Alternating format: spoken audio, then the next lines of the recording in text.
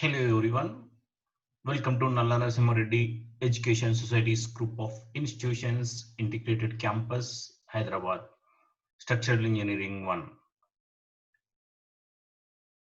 RCC, design of reinforcement concrete, that is reinforcement concrete, RCC. I'm Dr. A. Mahesh Babu, Professor, Department of Civil Engineering. In last videos, we discussed about design strength of concrete by considering the parameter area of tension reinforcement and grade of concrete. That is actually you have to check from IS 456. I will show you IS 456. See here, this is maximum shear strength, TOSI max, with shear reinforcement.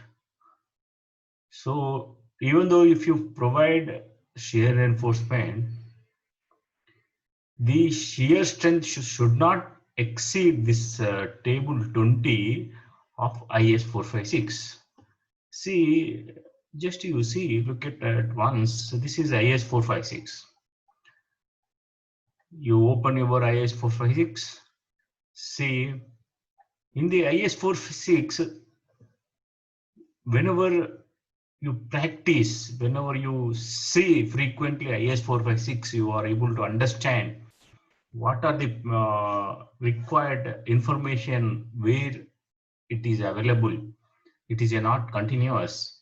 So you may have different topics and different explanation in different pages. Okay, here if you see, this is design of shear reinforcement 40, limit state of collapse shear. That is now our topic. So last videos I discussed about table 19, design shear strength of concrete. See here IS 456. You remember in IS 456, here IS 456, you have table of 19. This is very important for your calculation doing the problem. IS 456. This book is allowed for your university and examinations. In GATE or NPTEL or other competitive examination, they will give you these values. Okay, see this one, if you see this one here, this is a table with percentage of your tensile reinforcement, that is area of steel stirrups. Okay, how you calculate area of stirrups? Suppose this is this one. Okay, cross section, right? And say this is you have a stirrup. You have a stirrup like this, right? See, if you have a cross section of this one, okay, here one, here one. Say suppose this is a 12 mm bar. Suppose this is a 10 mm or 8 mm bar stirrup. Generally, usually 8 mm bar, right? See 8 mm bar, right? See, this is 8 mm. So area of these two into pi d square by 4. This is AS by BD. B is the width of your beam and effective depth of your beam, right? So from the beam, this is B, here to here B, okay? Here from here to here depth. So this is you have to calculate from your cross section of this figure, right? So beam. Now from this one, you know, grade of concrete from the grade of concrete, you can calculate this. Suppose percentage of steel exactly you will get 0.25. For M20 grade concrete, this 0.36. So your design shear force is equal to 0.36 into BD. That is force, shear force. What is design strength? Is a stress. So that is 0.36 Newton per mm square. This is design strength of concrete, that including your reinforcement. This is stable. Suppose you will get in between some value, suppose 0.4 for M25 is there. So these by interpolation, this you have to calculate this value for 0.4. That value is design shear strength of concrete. Right? So in this way,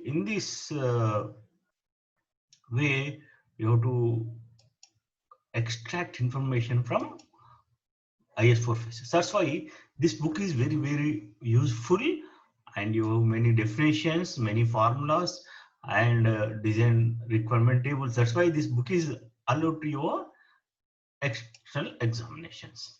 Okay. Now today video we will see maximum shear TOSI max with shear reinforcement, that is under class 40.23 and 40.51. If you see, read once, twice, thrice of IS456, you are able to understand what is maximum shear strength and how to take. And table 20, remember table 20 of IS456 stipulates the maximum shear stress of reinforcement concrete beams, that is denoted by here TOSI max, here TOSI max, here TOSI max, here TOSI max. That is maximum shear stress, that including your shear reinforcement, that should not exceed this table. Suppose TOSI max, that is TOSI max including your shear reinforcement, it should not exceed, that is 2V. This including your shear reinforcement should not exceed 2.8 Newton per mm square for M20 concrete. For M25, 3.1. Repeatedly I am telling you because this is very important bit question for your examinations, and also it is useful in solving your problems also. For M35, 3.7. Generally they will ask you M20, M25 or M30, but you remember all these 4 minimum. So 40 and above, so it's 0.4, 44, 4. So you can remember easily. For 35, say 3.7, it's more than 35, 3.5. So like that you remember, say at least you remember for M20, M25 for your this examination. In this way you have to study this table. This is, you can see in the your IS456 table 20 below the your maximum shear stress. See, this is the way you have to refer. So practice repeatedly. See, in which page? 73 page. If you 73 page, you will see this maximum shear stress table. Okay. Here, as just now discussed, observe that M15 is 2.5, M20 is 2.8, M25 is 3.1. Okay. This is maximum. In the problem in GATE directly will give data so and so beam section 230 by 400 mm having 412 mm bars is so and so.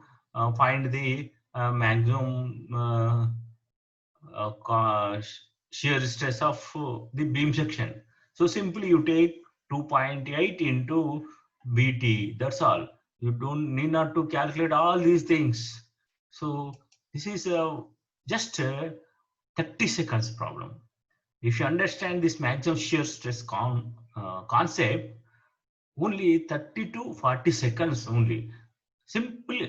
Suppose for M25 grade, the problem is like that. A beam, typical beam cross section of 300 mm into 600 mm, having a tensile reinforcement of 320 mm, and the top compression reinforcement is 216 mm. Stirrups 6 mm at 200 mm. Like that, the problem is a big one, lengthy one. But ask the question is very easy. Find the maximum shear stress of the that beam section. Then simply for M25 3.1 into BD, that is 300 by 600.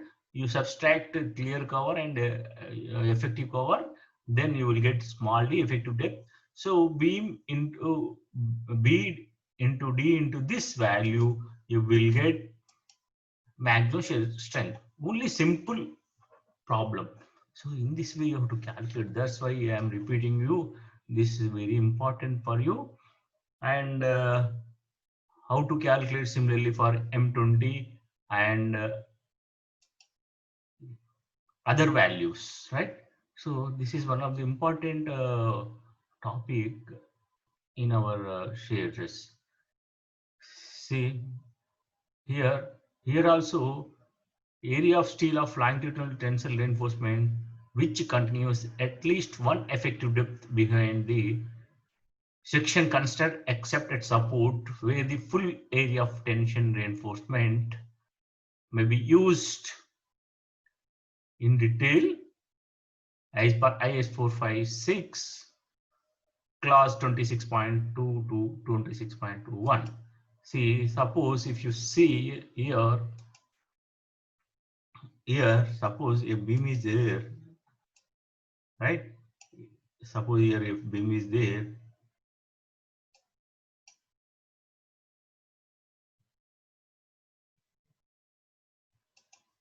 here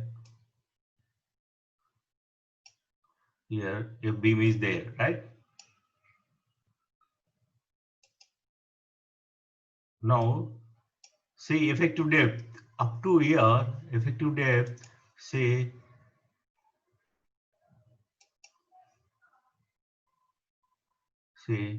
effective depth is up to here.